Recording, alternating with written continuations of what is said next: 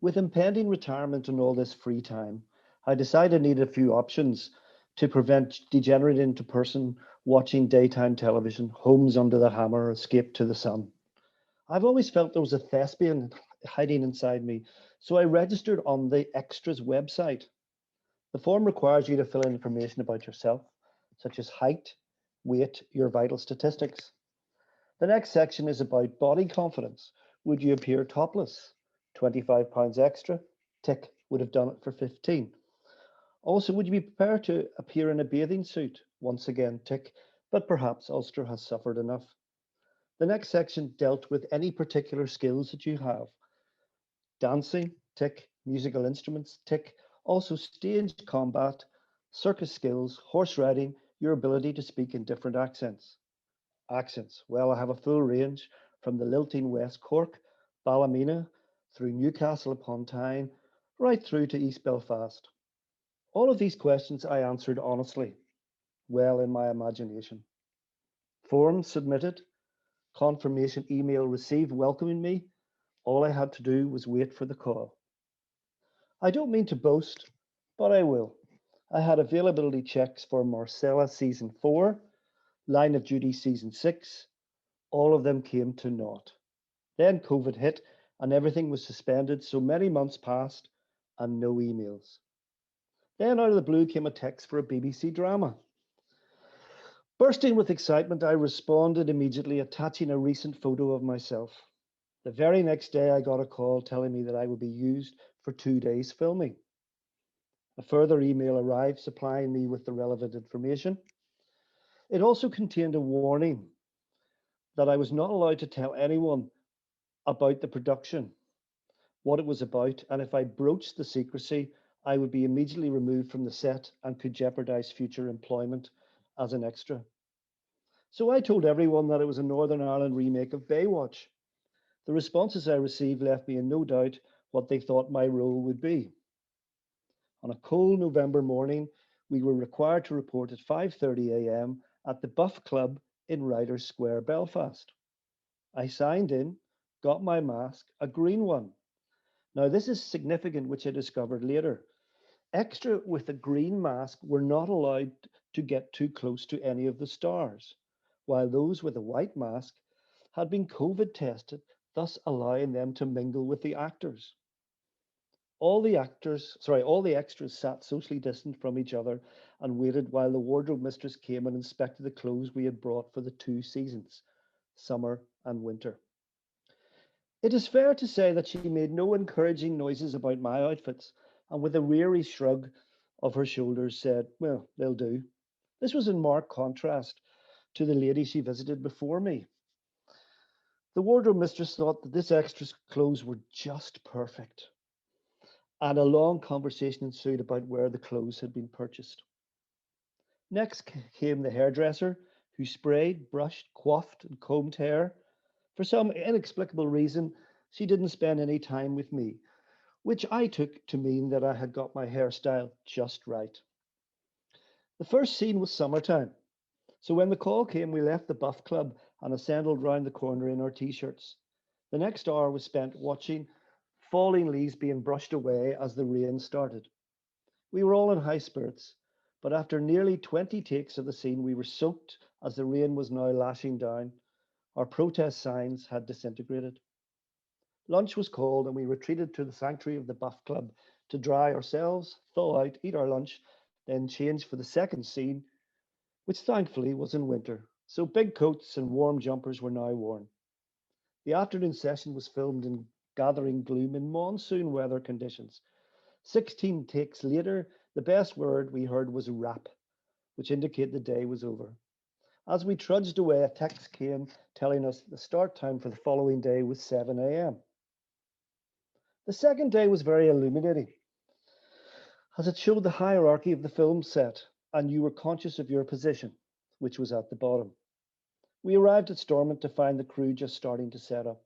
So we were put in our positions and our costumes checked by the wardrobe czar. She didn't like my beanie hat, so I had to promise not to wear it during the shooting. Also, she set my scarf in a particular way. She firmly warned me that if I was not to change the way the scarf was set, I was left feeling I'd been treated like a naughty schoolboy. We then had to practice 15 times our reaction to a text message received by a fellow extra.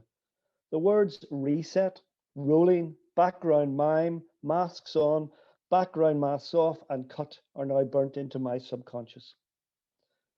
Just in case we didn't know our place, we were referred to as background.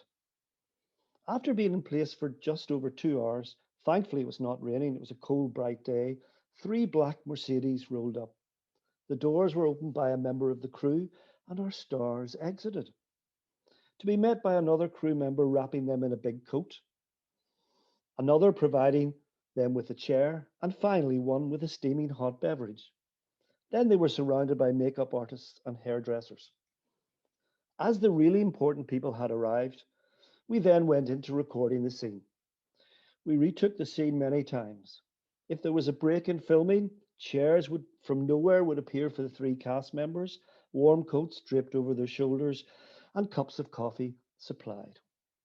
A few hours into the shoot, the black Mercedes cars returned, and the three actresses departed in splendid isolation in their own big black Mercedes. The crew had their lunch and cups of coffee as we sat down the concrete and waited. The extras were getting restless. We had not been even given a cup of tea. We had to ask, could we go to the toilet? The crew member looked at his watch and seemed impressed at our bladder control. So a 10-minute break was called to get 50 people through a couple of portaloos. Back on the set, the Mercedes had returned. We were able to start shooting the second scene. The actresses and crew, revived by their lunch, were in high spirits, while the extras were getting mutinous. The sun was getting lower in the sky, the temperature was dropping, so between takes I put on my beanie. Less than a minute later, the wardrobe lady, wearing a warm coat with matching gilet, a woolly hat on her head, clutching her steaming cup of coffee, rushed over to remonstrate with me. Take off your hat, we can see you. Why are you wearing your hat? I must say by this stage I was slightly peeved, so rather testily I replied, I don't wear my hat during the shoot. It's getting Baltic. Okay, promise me you'll take your hat off and don't move that scarf. And off she went.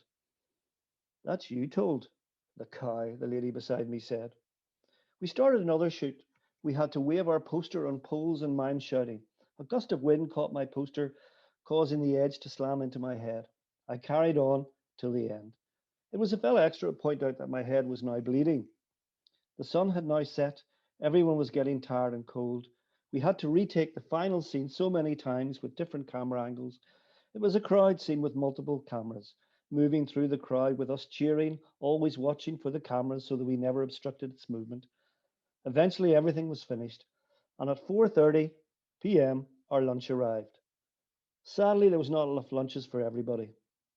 We all piled into the minibus, socially distant and masked. There was not much conversation as everyone was weary. I drove home a new awareness of the work that goes into making a few minutes of film, wondering if I would end up on the cutting room floor. As you can see, I made it onto the screen for a total of 4 seconds. Notice no beanie hat, even though the temperature had dropped close to freezing. On the first day, I was an angry protester. On the second day, a joyful one, thus showing my full range of emotions. Looking back on the experience, it was interesting and enjoyable, and I'm still waiting for the call. Thank you. Oh, Paul, very good. You suffered for your art. I did indeed, yes. Yes. It was great though. I did thoroughly enjoy it. Now, Have you done any more? um, uh, no, Oh, no. okay. I've had a couple of availability checks. They send you saying, "Would you be available?" And you, within 5 minutes, I've replied, "Yeah, yeah," but then you don't hear anything. You're too needy. You're too desperate. I'm just thinking, like, what did we see tonight? Apart from the fact that we all take much better photos now than we did in the past, there's no question about that. But we had Jane and her husband took a risk on the city of brotherly love, and it paid off. David was put in the basement, and his light-fingered friend proved it was probably where they belonged. Katerina's mum was a marvel, and she would have loved Katerina telling the purple lady where to go. Paul married his soulmate in the centre of the universe, and no wonder he felt a bit faint. And Stephanie brought us to the attic the size of a ballroom and to a world of secrets. Also, we had Connie with the debonair dad on a camel who was up to all sorts in the Middle East. Jim and Peter had a fantastic day at the races, but remembered also to give thanks to God. Breege painted us a gorgeous picture of her parents on a bridge, unaware of the life that lay ahead for them. While Paul Whittington was an enthusiastic extra who knew how to wave a placard. Now, where did he learn that in this part of the world, I ask you?